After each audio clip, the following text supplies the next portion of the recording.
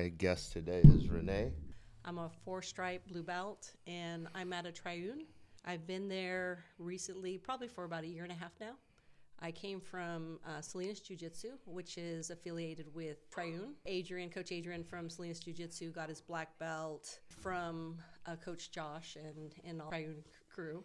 And then before that, I was at another dojo, which was Redline, and just doing CrossFit, a little glove work, and 1 day a week jiu-jitsu. I was almost 300 pounds. All my life, been very athletic. Running, weightlifting, softball, basketball. So I was pretty in shape throughout my adult life. And then I came to a point where I got really lazy, eating a lot, and stopped the exercise and was almost 300 pounds. Wow. Yes. So like maybe 395. I mean 295. I'm sorry, 295. I met these guys, Brian and Deanne, and they started Redline. It was basically CrossFit, some glove work, and then one day I was by the mat and I saw a couple of guys grappling, and I turned around and I said, "What's that?" And they kind of explained it to me, and they said, "Give it a shot." So then I said, I'll try it. The Old Grappler just awarded my blue belt. I've been coaching wrestling for about 14 years now. When I get in there, it is like everything just goes away. Like you're in there coaching on the mat for jiu-jitsu. It's a way of therapy. The Old Grappler. I'm Castros full service. What am I saying? Check. I'd like to say thank you to our sponsor, Castros Pool Service and Repair. Phone number 209-675-5418. I am Castros Pool Service and Repair. Thanks. So I went down on the ground, Kinda rolled a got little smashed all over. It was That's very the uncomfortable. Story of everybody's first day, right? Right.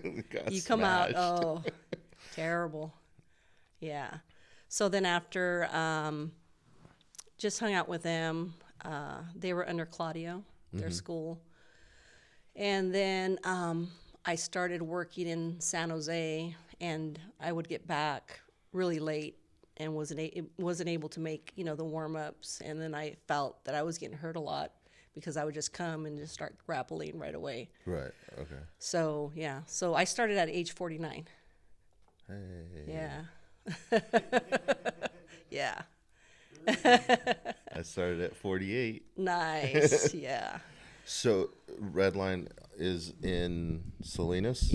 No longer. But that's where that's where originated? it originated from. Yeah, Okay. in Salinas. And then, so getting started there, so you're commuting back, but now the commute's you're getting back too late. So And I'm getting hurt. So then I found Adrian's Salinas Jiu-Jitsu, and I told my coach that I would be going there because their classes pretty much complemented my time. right. So I started going to Adrian once a week, probably every Friday night.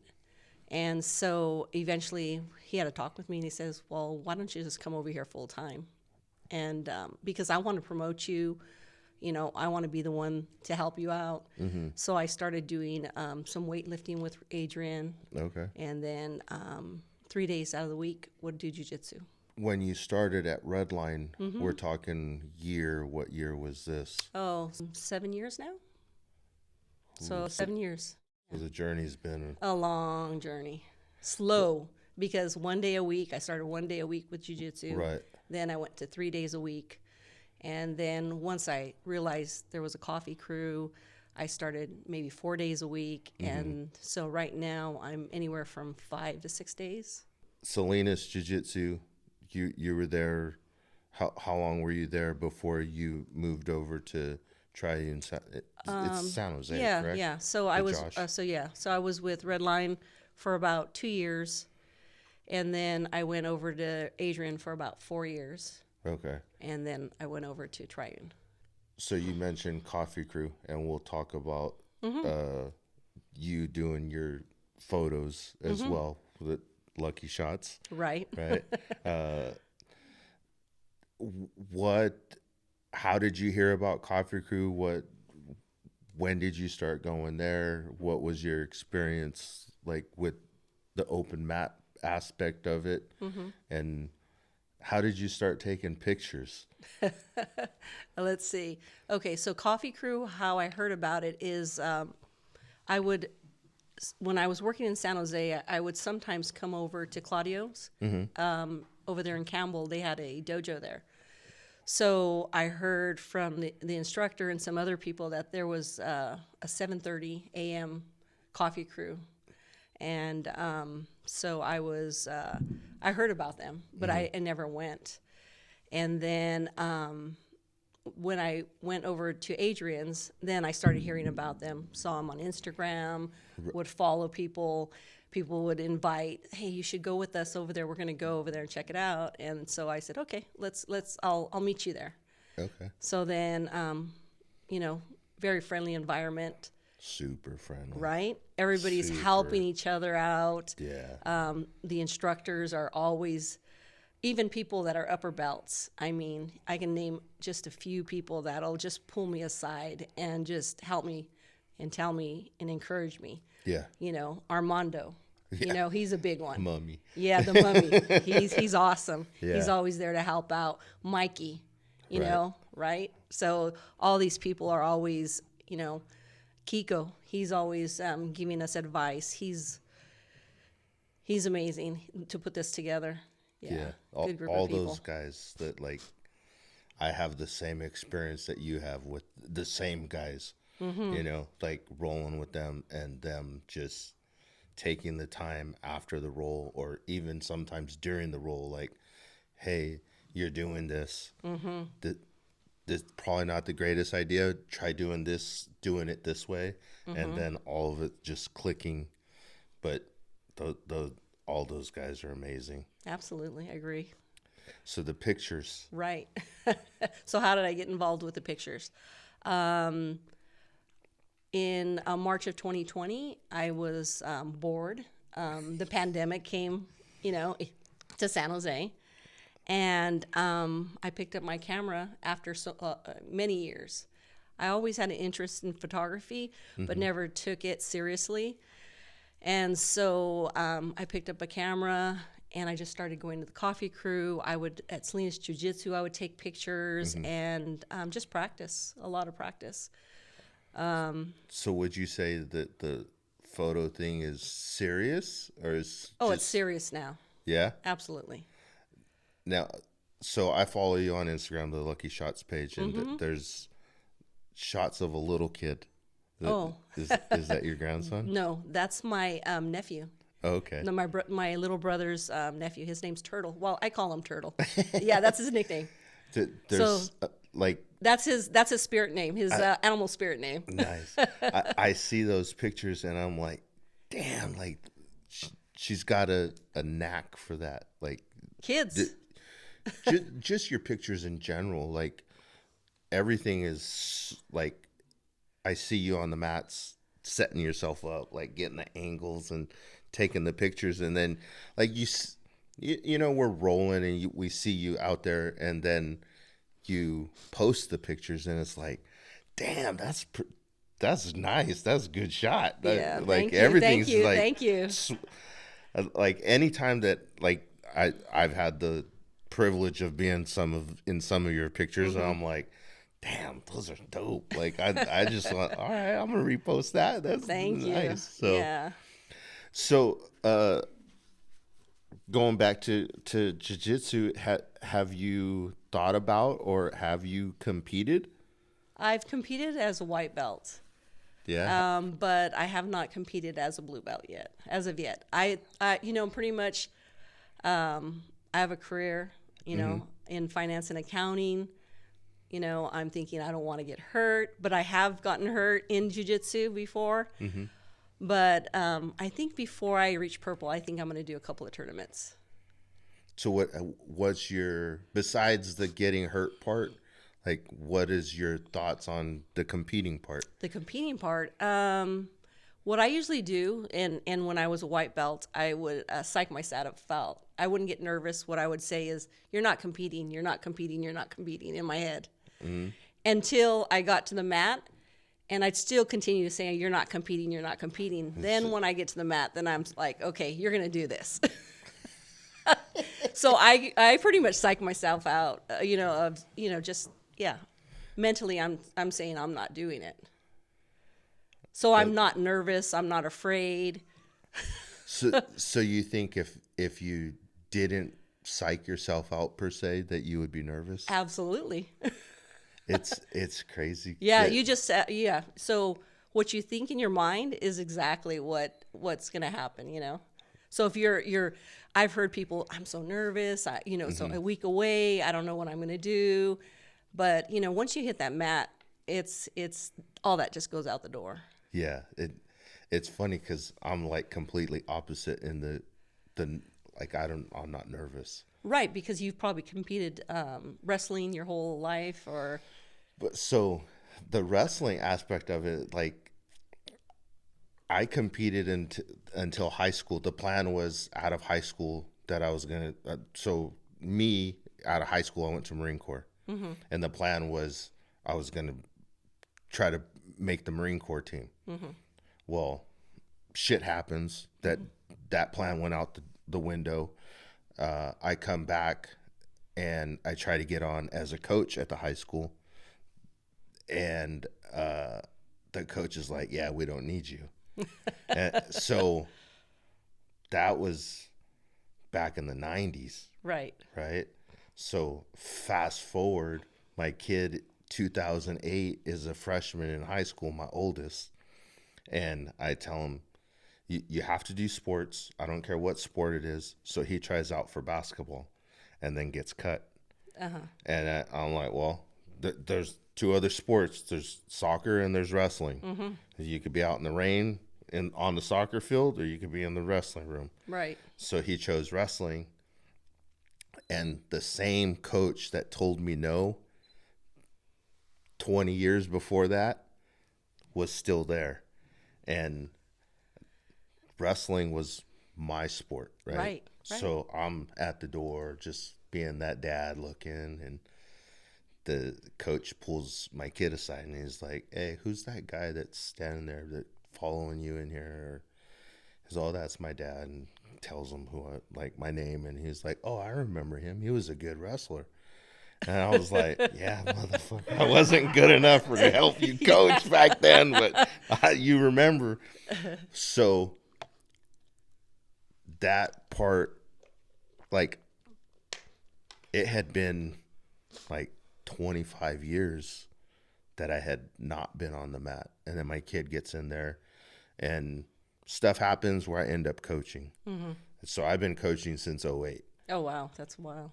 But like competitively competing, my competitive days were back early 90s. I didn't compete. Right. So when we got jiu-jitsu at Strike, I had been like maybe a month and a half, 2 months at the most, we had been rolling. Right. And I was signed up, and I walked in. I'm like, hey, I signed up. You guys are going to coach me? I got Jesse and my coach that's still there. They're like, you did what? I'm like, yeah. Like my whole thing is, if I'm going to do it, like I got to test myself on what we're doing.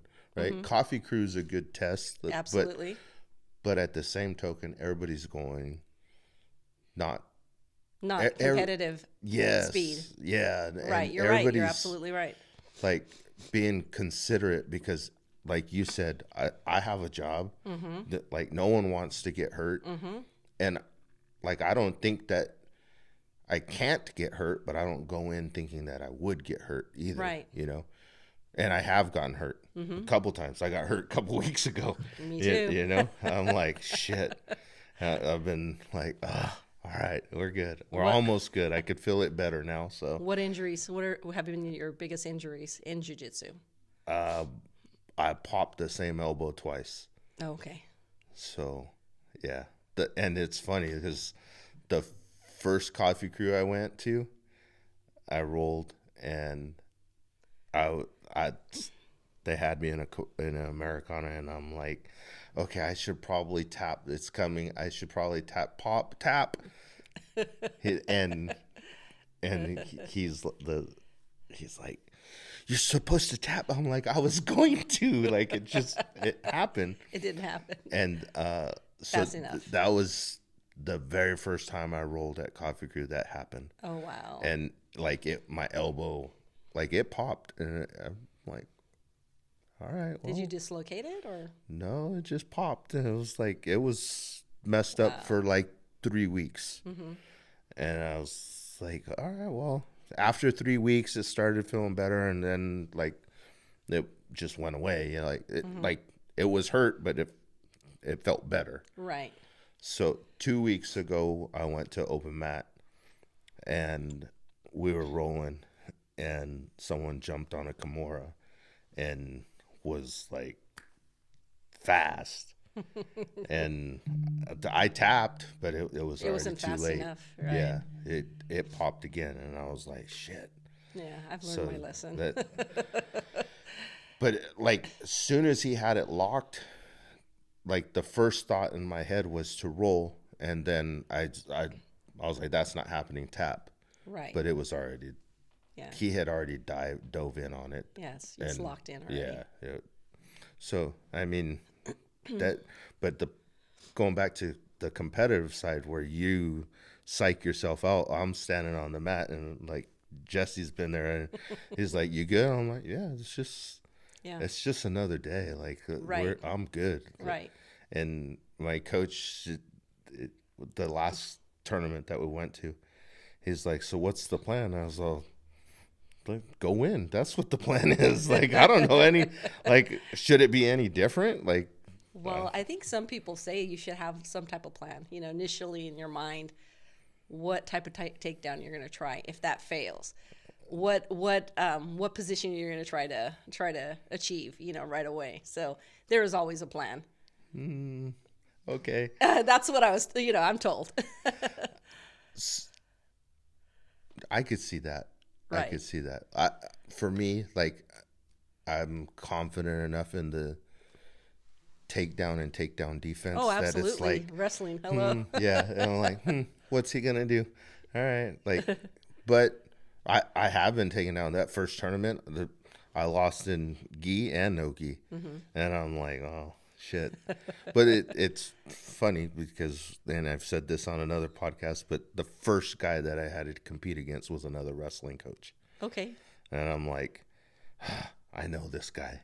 And then he showed up. Like, I've seen the name. I'm like, I'm pretty sure that's the coach from over there. And then he showed up, and I was like, yep, I got him first. And we back and forth, no points. And then I see the clock. There's like 25 seconds left, and I try to throw him. Right. And he ends up on top, and I lose 2-0 because he got a takedown. The takedown. Uh-huh. And I'm like, all right. The other match, like, you see, like, when I go to Coffee Crew, I'm like 90% of the time no gi. Right. So I'm in a gi match, and I'm still not. I'm only 2 months into participating in jiu-jitsu. Wow. So he grabs a hold of the lapels, and we start going in a circle, and before you know it, I've lost my balance. I've fallen, and he's on top, and then he went to work, and I looked up, and the score was like 13-0. I'm like, okay. So it's that point game. yeah. So I learned my lesson there, but I mean, yeah. But I don't. For me in particular, like, the nerves don't. And maybe it is because I competed back then. Right. Like. Or you're confident in your technique, or you're confident. It really doesn't matter to you if you're going to win or lose. You're going to learn something out of this whole process. Absolutely. So, like, and I tell my kids too, like, in my wrestling room, like, we don't lose, we just learn. Absolutely. Like, you can win. We should be able to learn out of the wins. Mm-hmm. But if we take a L, it's a learn. Right. We got to learn what happened to her, and be able to fix whatever issues we have with what causes us to lose. Right. So anytime that you step on the mat, whether it's wrestling or jiu-jitsu, I think it's a learning experience. Oh, What what were you able to take from whatever practice and implement it into your game, and what didn't work, and how can we make them better? right. Right. So for me, that's how I look at it. Yep, absolutely. So so Excuse me. the so no no competitions as a blue belt, but when you did compete as the white belt, how did it go? Second place. Yeah. Nice. Yeah. Nice. That's good. So as far as, like, you said you're a 4-stripe blue belt now, Right. and am I correct in I've seen you coaching the little ones Right. Yeah. I just and you started. Yeah. Under coach Coach Josh. over at Triune? Yeah. How's that going? Really good. Yeah. Learned a lot of techniques. It's helping my game Yeah. tighten up a little bit. The kids are really great. They're fun. They're full of energy. Very hyper. Not like us. No, they have a lot of energy. But I'm learning how to teach. So that's probably one of the greatest gifts that I'm going to get from Josh. Yeah. And it's a total different game, right? It is. Like, it's one thing to hear someone tell you what to do and how to do it, and then you implement it into your game, like by drilling. But it's a whole nother game to take what they told you, drill it, and then now teach that to someone, that's anywhere from 5 to 10, 15, 12 years old, somewhere in there. And some of those kids have never done it before, or Right. have not been in a sport before, and now they're dipping their toes into the jiu-jitsu. So it's like, okay, how can I relay this to them where they're going to understand? And it's funny, I was listening to a podcast today where the coach was like, if they fail, it's not their fault, it's mine. And I believe in that to a certain extent. But today when I listened to the coach say that, I was like, it made me lean more to, like, I have to be able to get my point across to where they understand it and they can implement it into what they're doing. Right. And if I don't, it's not that they failed, it's that I failed them. Correct. Because I have to figure that out. And to a certain extent, I think that way, but the way that coach said it today on the other podcast I listened to, I was like, that makes a lot more sense to me now. I already had that kind of mindset, but that I have to learn.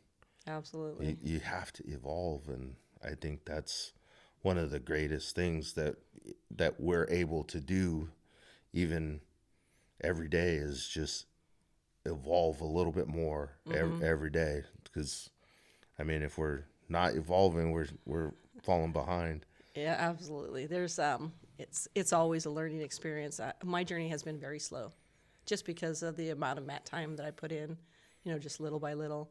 So the first year it was just one time a week, and then after that, then I started 3 days out of the week, and then now I can say 5 days out of the week, minimum. Nice. So. And that's including coaching. And including coaching. So that's on top. You're right. So I have a full-time job, 40 hours. I have a part-time job, 20 hours a week. Jesus. I have, so it's a lot of consulting, finance and accounting consulting, and then the photography, and then and that's pretty much maybe 90% is given to the jiu-jitsu community. Okay. I just like to give back. Right. So the only thing I ask is for people to, when they post, just give me photo credit. Absolutely. Yeah, that's it. Yeah. That's all I ask for. Yeah, that's a no-brainer. Yeah. Well, some people don't. You run into some people that steal your pictures and then they post it and they don't give you photo credit. And I'm like, okay. And then you just stop sending them pictures. Or you just stop taking pictures of them. Yeah, of them. Exactly. We'll fix that real Yeah, quick. exactly. No, but just that's all I ask. I think it's very rewarding to, people are online and they see their picture of them grappling and they contact me and they say, hey, would you mind send me that picture? I said, no, no problem. So I send it to them. They're so excited. They're so Right. grateful. A lot of these people, they just have enough money to be able to put their families and their kids into jiu-jitsu or themselves into jiu-jitsu. Right. And they're not as fortunate.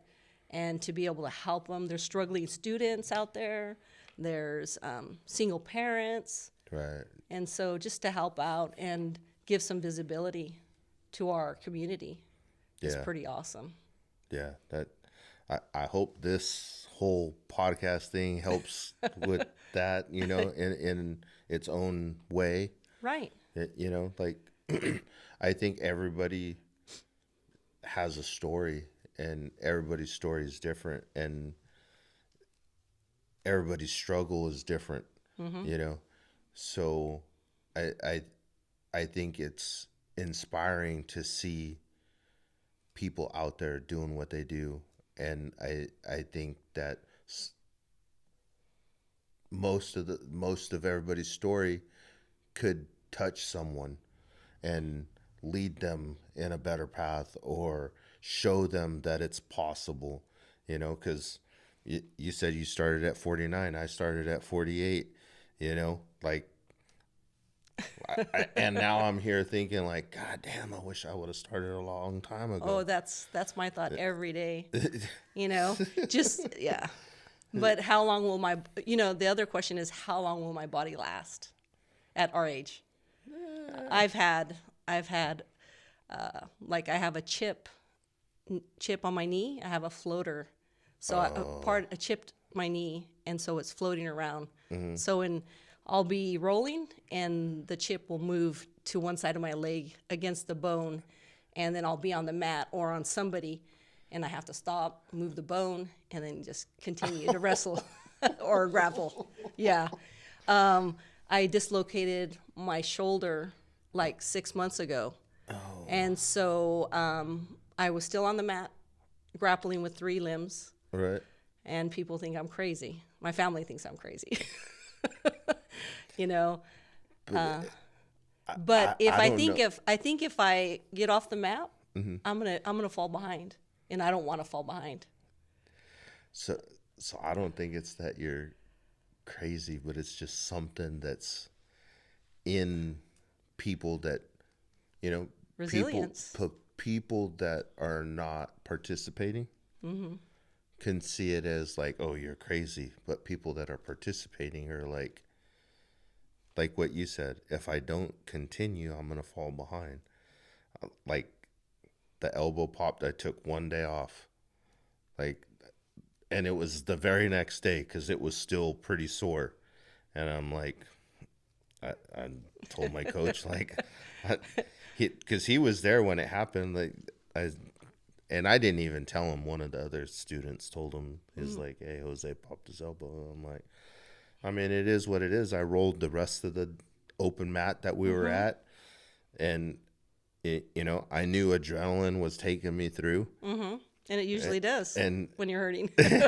And I'm like, it is what it is. I told him, like, it's going to be sore. It popped before. I know it's going to take a couple weeks for it to get back to normal. And mm-hmm. here we are 2 weeks later, and it's almost back. Like the last time it took 3 weeks. So we're in that 3rd week now. Hopefully by the end of this week, it's fine. And we'll go from there. But like I just feel if we're not, like you said, if we're not on the mat, we're falling behind. And like that day that I took off, I stayed at the practice. Mm-hmm.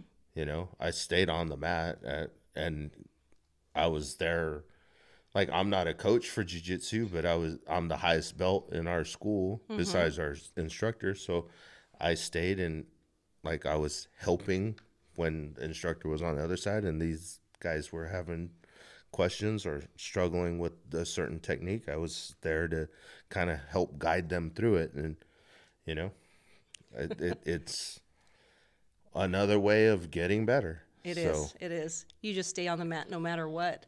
Hurt, not hurt, tired. Right.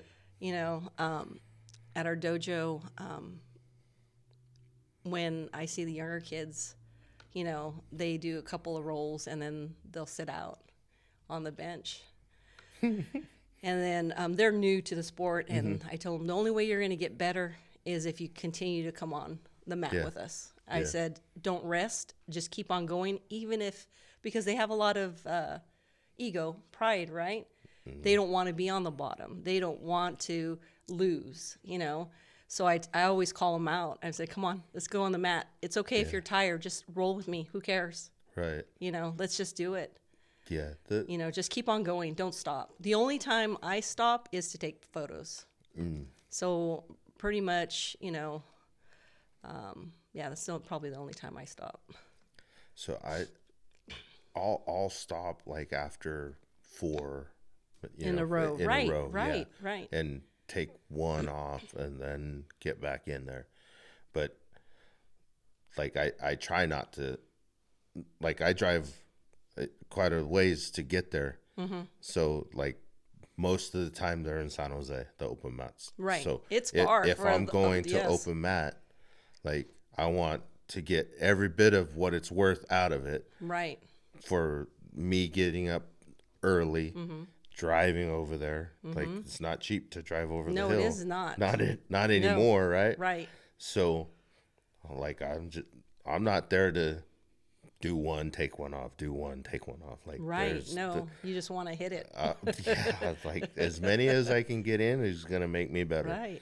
If I'm sitting around, because usually if you're sitting around, you're not really paying them that much attention. You're chatting it up with somebody. Right. Socializing. Yeah. So I'm like, no, I need to keep going. Right. So I try to stay on the mat as much as possible like you. That's great. And it's funny because like you can control how tired you get or don't get, right? Sometimes it depends on your opponent.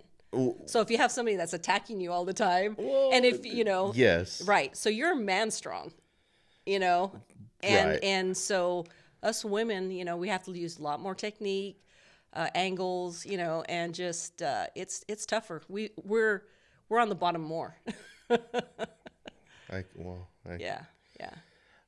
So me new to jiu-jitsu per se, right? Right. The wrestler in me wants to be on top. Absolutely. But like learning, like, okay, it's not a bad thing to be on bottom. And a lot of guys will be on bottom. And so now like I'll pull the half guard. You know, the round starts and I'll, you know, on my butt and whoop, slide my leg in, and now I'm on bottom. And then now I'm like, okay, I have to figure it out. Like, because before, I think, you know, you said ego a little while ago. I don't think I have an ego, but at the beginning it was like maybe because I didn't know any better, right? Like I just wanted to get to the top and hold position. Right. And because I didn't know, like the wrestler part of me is like, don't be on the bottom. And you don't, I'm going to Coffee Crew with a couple months of, maybe even only a month of experience. I'm going to Coffee Crew and I'm like, I really don't know anything, but I'm here. Right. So don't go on bottom because you don't know what to do to get out other than like wrestle your way out. Right.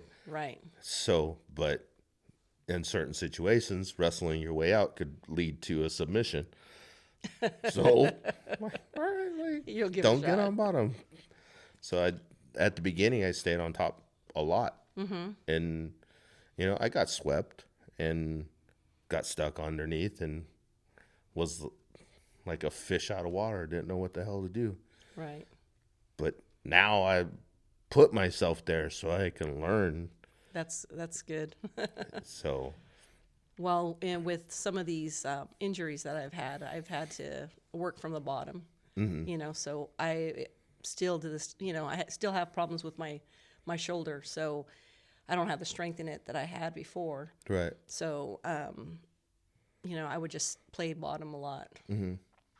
So that way, try to get better at the bottom. And it was hard for me to post and get up right away after I did a sweep. So, just took a while. But but you learn different ways, right? Absolutely. Where you may have brought yourself up to your elbow and posted before. Now, maybe you're leaning a little bit more this way to get your... Or using my other side. My other side of my body. I've noticed I had a knee injury too on my left side. So I have the chip on my right side. The left side, I had an injury where it was hurting the top of my knee. So I would press here, any pressure, and you would feel it all the way up. So what did it help me to do? It helped me to get on my feet more. Right. So anything that has been, like a roadblock, I've learned how to work around it. Right. So. Yeah. I mean, that's good because, shit. There's no other choice. You don't have a choice, right? Stop doing it or figure it out, right? Right. So, absolutely. Yeah. Yeah. And then when you get on that part, it's like, ugh, it's painful, but you just, gut it out. It out and you just go for it. It's funny because I said that I popped the elbow a couple weeks ago, right?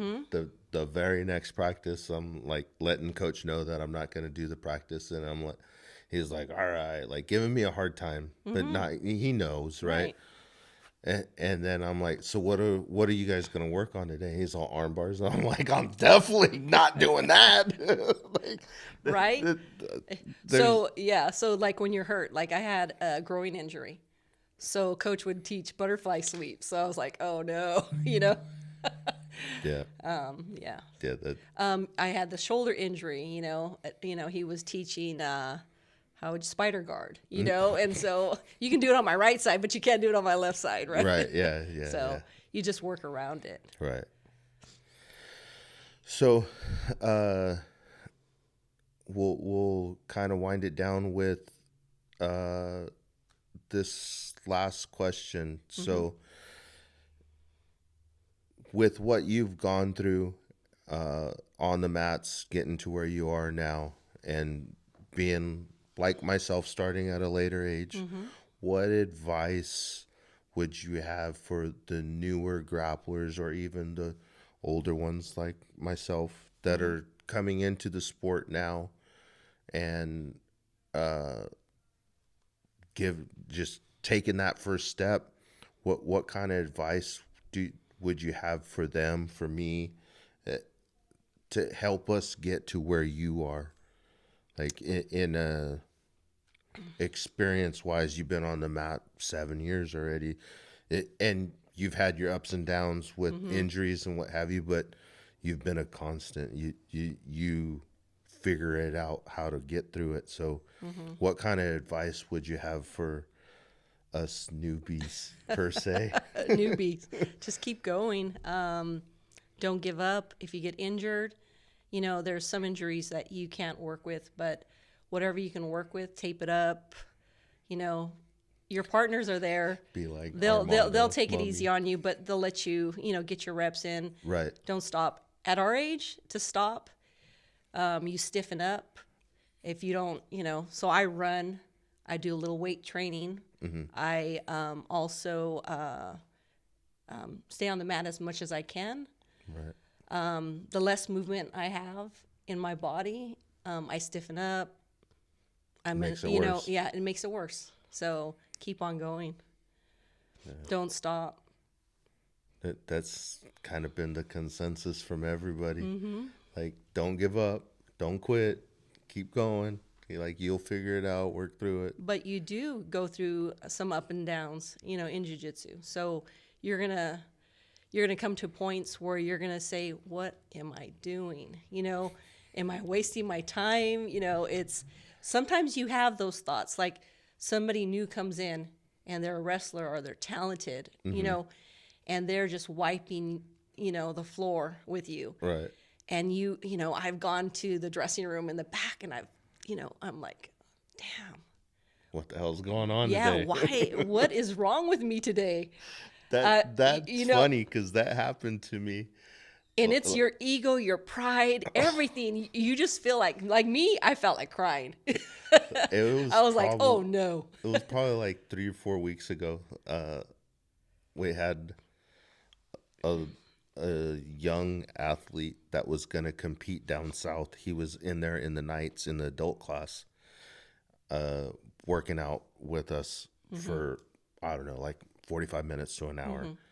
But he was just still trying to get class mat time to prep for the tournament. And then his dad came in, and I think it was the night before they were leaving, and he came into class and he trained, and he's a blue belt, and he's probably 150 pounds, right? And we did some live situations, and he just manipulated me like I haven't been manipulated in a while. And I was definitely the damn nail that night. Right. And I was like, I went to Coffee Crew that week and I was still the nail. And I'm like, well, some weeks are going to be like this. They are, and they're hard weeks to get through. They're very hard weeks, but just keep going. They're humbling. Absolutely. So in that situation, like, it was humbling that he was smaller. I'm going to say he was more experienced, right? Like he was a blue belt on blue belt, but he had a couple stripes on his belt, right? And I don't know what that translates to, right? But he was the better jiu-jitsu practitioner that night. And that was humbling. Like in our gym, like, I'm the blue belt. I'm the only blue belt, right? I was the first to get promoted. We just have white belts. Right. So, and we have some talented athletes in there that can roll and give me a run for my money. But at the same token, like, I have that wrestling background too that helps. Right. So that night I was just like, oh my God, what am I doing wrong? How did he do this? How did he do that? But it's just humbling, and you learn from it. Absolutely. That was, I guess that's the biggest thing I can say is that I learned from it. Like, not that I think that I'm the best blue belt or what have you. I'm still learning. No, it's right? just, sometimes your pride gets in the way. You just expect yourself to be in a certain level. I expected to do way better. And yeah, it was just like, you have to watch out for the smaller guys. come over here. Let me smack you around some more. I'm like, yeah. I rolled with him every time. Like, that night, I don't think I won one live round. I'm like, oh my God, what is going on? I'm just like, I'm not used to not winning at least one. Right? I didn't win any that night. Right. And it was just that kind of night. And I'm like, all right. Yep. That's how I feel sometimes. So, I'd like to, so I've been traveling to Corcoran. Yeah. For work. So I've had the opportunity to go back and forth to my dojo, and then also, and also I started looking up different dojos in that area. So a couple of the guys from San Jose told me about Tom Knox Elite Team Visalia. Yeah. So they're pretty awesome over there. Yes. Very competitive. So a whole different scenario when I walked in, These guys are tough. Yeah. Really tough. It's and their girls are just amazing too. Yeah. Very competitive. I went in there and they just threw me all over the mat. Very a little humbling. humble pie. Oh, very humbling. So, Coffee Crew went down there Right. a while back, Right. and I went down there for that. And it was the seminar on the Saturday, and then the open mat on Right. Coffee Crew open mat on Sunday. And I was like, there was a lot of people on Saturday for the seminar, and great atmosphere. And Tom sat and talked to Kiko and showed. There was like 4 or 5 of us that were staying the night. Right. So after everybody was done, Tom kind of showed the facility to all of us. I was there. I was staying the night, and I was hanging out with Kiko. So I got the tour with them. But great guy. Absolutely. Great Absolutely. gentleman. Very welcoming. Yes. Very helpful. His technique. Even his students were very welcoming, and like Sunday for the open mat, that there wasn't like a whole bunch of people, but I think there was probably like 8 or 9 black belts. Wow. And there was probably a handful of other people. Right. So I'm like, ooh, I got to roll with a few black belts that day. That was Right. All those upper belts. yeah, it's just learn anything and everything you can from them, because And- they're there and they're giving you their time. Right. And you can learn a piece from every single person that you come Yes. across. So, Yeah. you like their style, you like something they do, and it conforms to your body and your technique, Right. take it. Yeah, that a lot of those open mat people. I mean, that's where we met too, right? Like, Right. And it's just the welcoming part, the advice that you get from everybody. Like, there's no one there not wanting to help the next person. Right. And I think that's one of the best parts of the jiu-jitsu since I've started, that I see, and I just am grateful for that part of it. Absolutely. That that's the biggest thing that I see. Yeah. And a lot of people are grateful. Yeah. And a lot of people want to help. So, Well, I'd just like to thank Tom Knox for welcoming me into his gym. at Elite Team Yeah, Visalia. you're right. Yeah. And just when I first got there, he really didn't know me, my talent. And he was basically, I texted him and I said, hey, can I come over and grapple? And he just kind of gave me the schedule. I went over there, paid him a visit, and I grappled with him, took some photos, dropped some on my page, and then after that, he was like, wow, these are really good. He said, he goes, how long are you going to be in town? I said, well, I'm here 2 weeks. I'm gone a week. I'll be back 2 weeks. So if you don't mind, just let me know how much I can, I owe you. And then he was like, no. You come over, you take pictures, post. and you post. He goes, I'm happy. That's sweet. Yeah, he's very awesome.